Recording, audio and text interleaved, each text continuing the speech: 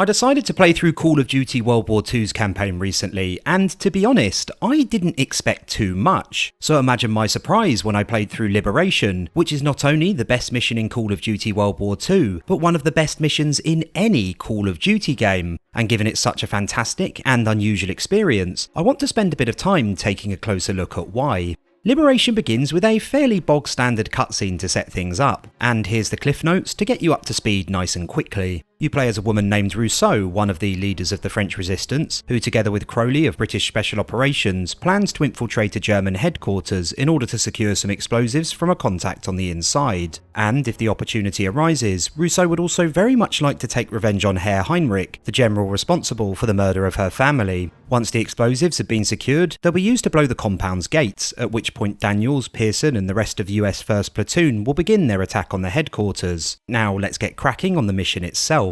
The twist that makes this mission so special is introduced immediately.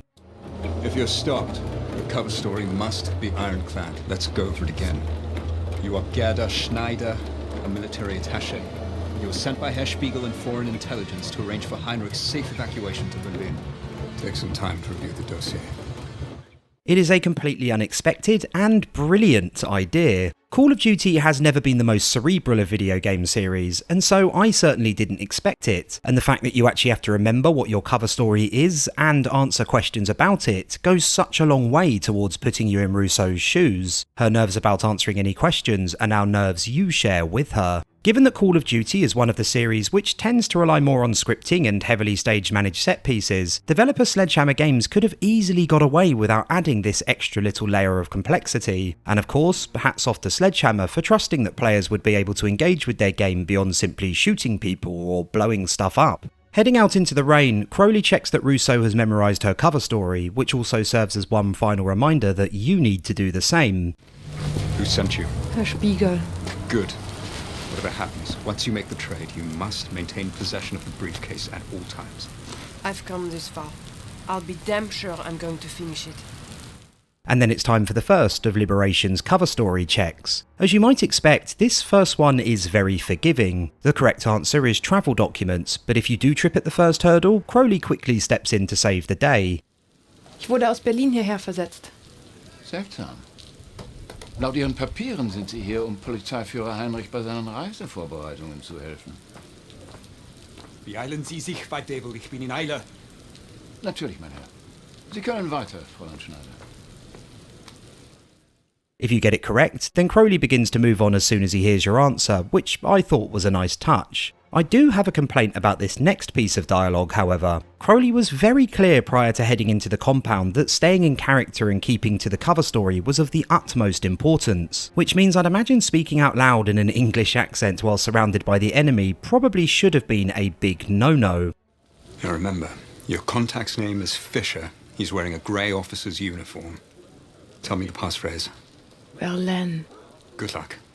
Once inside the headquarters, for the next few minutes Liberation plays more like an entry in the Hitman series than a title in the Call of Duty franchise. Now, if it was a Hitman mission, it would be the simplest Hitman mission ever created, but as part of a Call of Duty mission, it really works. And I think that's because of how streamlined the series usually is. Does it give you anywhere near the freedom of choice one of the Hitman games affords you? No, not even close. But because Call of Duty missions are often such narrow, linear experiences, in the context of the series, it really feels like something fresh and exciting. In terms of the options available to you, there's actually not that many, but what I would say is that there's definitely enough, especially when those options are combined with the general atmosphere of the headquarters and the various conversations you can eavesdrop on.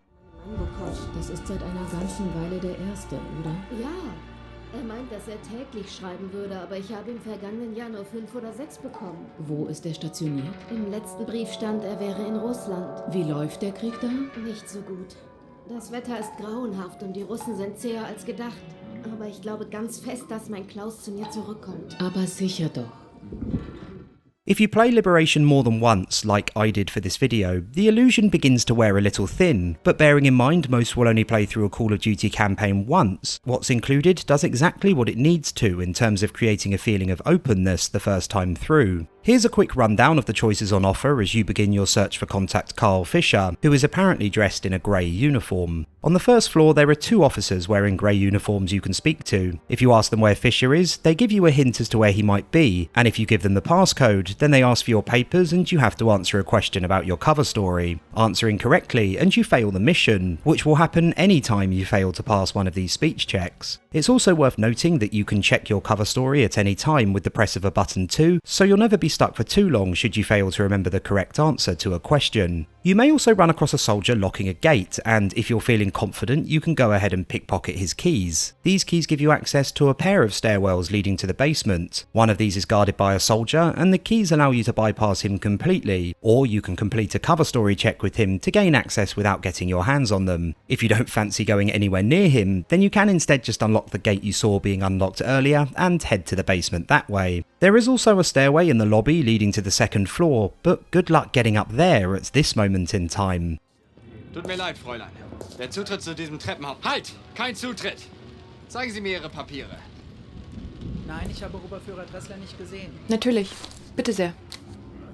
Heading downstairs and into the basement, you're presented with 2 optional opportunities to rescue prisoners. First by letting a man out of a prison cell, and second by killing an officer on the verge of assaulting a woman nearby. I feel like there's a missed opportunity when you rescue the man, as there's a sleeping guard and a caged dog nearby, which you'd think would present the perfect opportunity to have some kind of challenge around not disturbing the dog and hence waking the guard. But it doesn't happen, and it's in scenarios like this where Liberation does perhaps show its limitations somewhat. That being said, throwing in secondary objectives like this does again do enough to keep up the illusion of freedom, so I think they are sensible inclusions despite my small nitpick. Exploring the rest of the basement, there's a final guard dressed in grey here, but again he's not the man you're searching for. Similar to the guards in grey on the ground floor, you can give him the passcode, which will again result in a cover story check, but if you ask him where Fisher is, he'll tell you exactly where you need to go next. Fortunately, there's also a lift nearby that takes you straight there, although you can also take the stairs guarded by the officer I spoke of earlier instead, and this marks the end of your time in the basement and on the 1st floor, for now at least.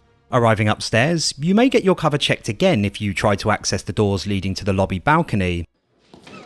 Der Balkon ist zurzeit gesperrt. Stopp! Ich sagte doch, der Balkon ist gesperrt. Geben Sie mir Ihre Papiere. Ich habe sie hier bei mir. This is the area for me which really made the compound feel like a living, breathing place. You get to really see behind the curtain and listen in on even more private conversations. Wie heißt sie? Ada Fischer, sie ist Schneiderin. Ist sie auch so hübsch wie Sie? Ich wette, das sagen sie zu allen neuen Sekretärinnen. Nur wenn sie wirklich hübsch sind. Gehen wir doch heute Abend essen. Es gibt ein kleines Bistro hier an der Straße. Der Inhaber ist ein Freund von mir. Wird das ein Stell-dich-ein? Wieso sollte ich das hübscheste Mädchen, das mir je begegnet ist, nicht zulassen? I also love that the various notes scattered throughout the mission take a moment to shift from German to English. I'm honestly not sure if Call of Duty World War II is the first game to do it, but the slight delay, which I assume is Russo translating it, is a lovely touch which, like the cover story, helps put you in her shoes just that little bit more. After exploring the area, you'll eventually have to again choose between guards dressed in grey, with one of them turning out to be Fisher. Fisher is rightfully nervous and refuses to hand over the explosives, which means a trip to the 2nd floor is in order. And as we make our way there, a quick note on Liberation's pacing. It is without doubt fairly brisk, and that is absolutely a good thing. As I've already mentioned, playing the mission through more than once, you can start to see past the elaborate stage Sledgehammer has created, and I think spending too long in the different sections of the map during a first playthrough would have had a similar effect. With that being the case, keeping you moving rapidly from floor to floor stops you thinking about things too much, and ensures there's always something new and shiny to see to help keep you occupied in the meantime. Beyond eavesdropping on a few more conversations, there's not much to do on the 3rd floor, and after a brief exchange with Heinrich's secretary, you find yourself in his office. There's a note here which reveals that Fisher, along with another man named Gerber, is suspected of being a mole, which really helps ramp up the tension ahead of Heinrich appearing soon after. Heinrich's request to converse in English and his general demeanour make him feel a little like a cheap imitation of Hans Lander from Inglorious Bastards. Now, if you will indulge me, perhaps we can converse in English, for as you know, I'm sure practice makes perfect. And considering the rest of the mission is played so straight, his character is a bit too over the top for my liking. But my God, I will miss the cuisine. Take the ortolan. That tiny, delicate songbird. Its eyes poked out so that it can gorge. And then it's drowned in cognac. It's ingenious.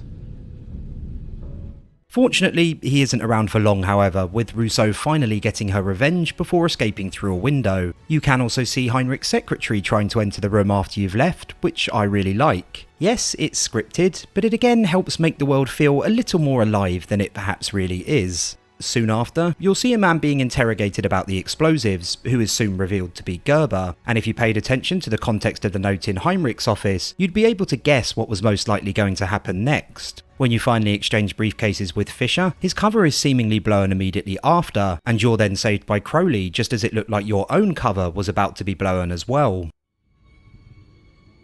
Die Tasche wurde unten überprüft. Fräulein, Ihre Tasche! Sofort!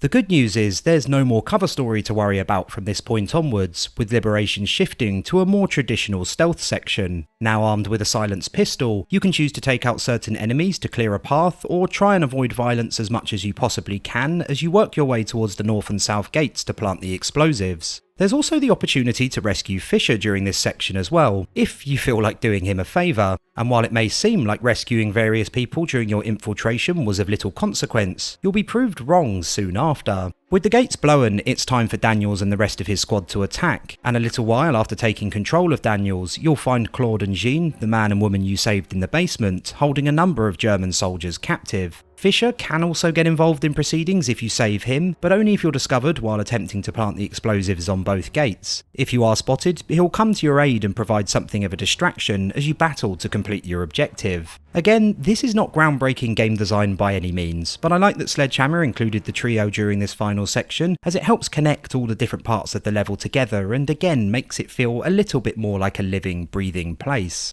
The next segment is a pretty standard Call of Duty action sequence, but I want to highlight here how beautifully this mission escalates. Liberation begins with a game of cat and mouse. You are the mouse and your enemy is very much the cat. You're on the back foot for pretty much all of your time spent playing the first section, and it's a genuinely tense experience. Then, Sledgehammer shifts the balance of power a little in your direction. You're given a silenced pistol and do begin to take matters into your own hands, but you're ultimately still at the mercy of the many, many enemy soldiers should you make a mistake. And then during this final section, the roles are completely reversed. You are now the cat and your enemy is now the mouse, running scared as you begin to truly take the initiative. The way Liberation's gameplay develops matches how the mission's story develops, and it creates a very smooth increase in intensity. Quite a lot of Call of Duty missions are fairly full on from the moment they begin, or feature a short stealth section followed by a very sharp burst of action, and so I do appreciate here the more gradual rise in action Sledgehammer has managed to include in Liberation. The idea of handing back power to you after the mission's more reserved start continues as you re-enter the headquarters. There's nothing particularly of note here, but it's nice that things come full circle. During your first visit to the lobby, you had to keep yourself concealed while getting up close and personal with the enemy, but now, shotgun in hand, you're back and able to get up close and personal again, but in very different circumstances. After fending off an attempt to recapture the headquarters with a sniper rifle and plenty of Molotov cocktails, you put an end to the enemy advance once and for all using a Panzerschreck. And you can also take a few pot shots at escaping enemies as they desperately try to retreat, if you're really feeling in the mood for vengeance. Liberation ends precisely where it started, on the road leading to the headquarters entrance. Like your second visit to the lobby moments earlier, it again helps to wrap things up nicely and gives the mission a feeling of almost being self-contained. You began Liberation on the car in the rain, trying to remember your cover story while surrounded by the enemy, and now at the end of the mission, you're celebrating on the same road with not a German in sight, the rain has stopped, and the sky is soon lit up by fireworks.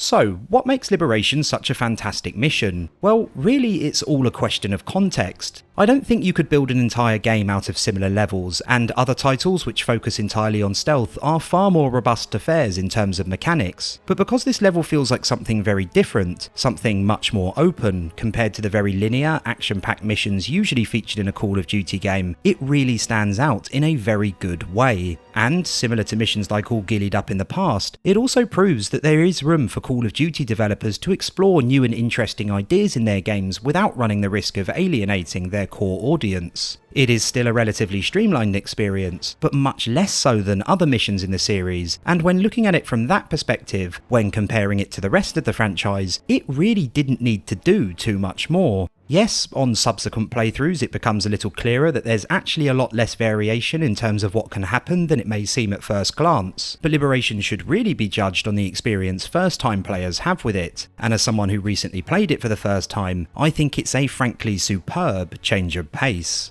Thanks for taking the time to watch the video, boys and girls. I hope you enjoyed it. Do consider liking, leaving a comment, and maybe even subscribing if you did, and hopefully I'll catch you all again soon.